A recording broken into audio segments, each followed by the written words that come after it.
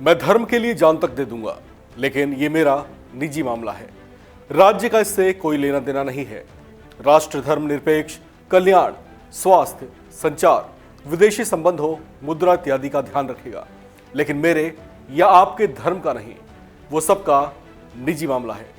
यदि कोई एक व्यक्ति भी ऐसा रह गया जिसे किसी रूप में अछूत कहा जाए, तो भारत को अपना सर शर्म से झुकाना पड़ेगा। देश के पूर्व प्रधानमंत्री लाल बहादुर शास्त्री के इन विचारों से साफ है कि वे वर्ग, धर्म, जाति, वर्ण आदि को लेकर बेहद स्पष्ट विचार रखते थे। वे इसे भारत के किसी नागरिक का बेहद निजी विषय मानते थे, जबकि राष्ट्रीय स्तर पर वे इसे बिल्कुल अलग रखते थे, जिसे लेकर उनका कहना था कि राष्ट्र का धर्म, जाति आदि से कोई लेना देना नहीं है। यह सिद्धांत खुद उन्होंने अपने जीवन में भी आजमाया था, और इस तरह से आजमाया था कि उन्होंने अपनी पहचान ही बदल ली थी। दरअसल जिस नाम से आज तक हम इन्हें पहचानते रहे हैं, वो इनके जन्म पर रखा गया नाम नहीं था।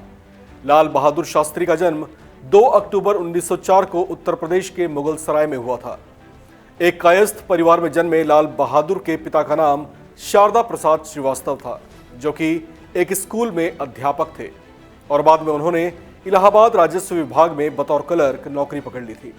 विचारों से स्वतंत्र शारदा प्रसाद श्रीवास्तव के यही गुण उनके पुत्र लाल बहादुर श्रीवास्तव में भी थे, लेकिन बहुत कम उम्र में ही वे दुनिया को छोड़कर चले गए।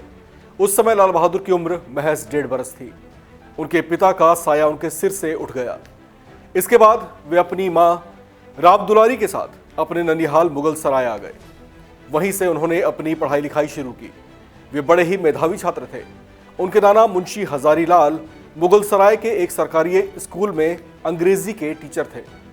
मुगल सराय के जिस हरीशचंद्र हाई स्कूल में लाल बहादुर पढ़ाई करते थे, वहाँ का माहौल बड़ा ही देशभक्ति वाला था। वहाँ के टीचर निष्कामेश्वर मिश्रा बच्चों को देशभक्ति का पाठ पढ़ाते थे। लाल बहादुर पर इन सब का गहरा असर पड़ा। वे स्वामी विवेकानंद और महात्मा गांधी के विचारों से प्रभावित हुए। जनवरी 1921 में जब लाल बहादुर 10वीं क्लास में थे, उन्होंने वाराणसी में महात्मा गांधी और मदन मोहन मालवीय के एक कार्यक्रम में हिस्सा लिया।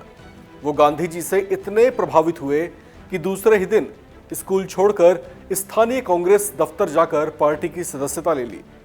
इस तरह लाल बहादुर स्वतंत्रता आंदोलन में कूद पड़े। जल्दी ही अंग्रेजी हुकूमत ने उन्हें गिरफ्तार कर जेल में डाल दिया। हालांकि उनकी कमसिन सी उम्र को देखते हुए उन्हें जल्दी ही रिहा भी कर दिया गया। मन में अब तक देशभक्ति का उन्माद बढ़ चुका था, लेकिन वे जानते थे कि पढ़ लिख कर ही वे देश की बेहतरी के लिए कुछ कर सकते हैं, तभी उसकी सेवा कर सकते हैं। लिहाजा काशी विद्यापीठ से जब उन्होंने ग्रेजुएशन पूरी की, तो उस समय इस डिग्री के साथ शास्त्री का टाइटल भी मिलता था। जाति वर्ग आदि में विश्वास न रखने वाले लाल बहादुर ने उसी साल अपना सरनेम श्रीवास्तव से बदलकर शास्त्री कर लिया। इस नाम को आगे चलकर उन्होंने जग में रोशन किया।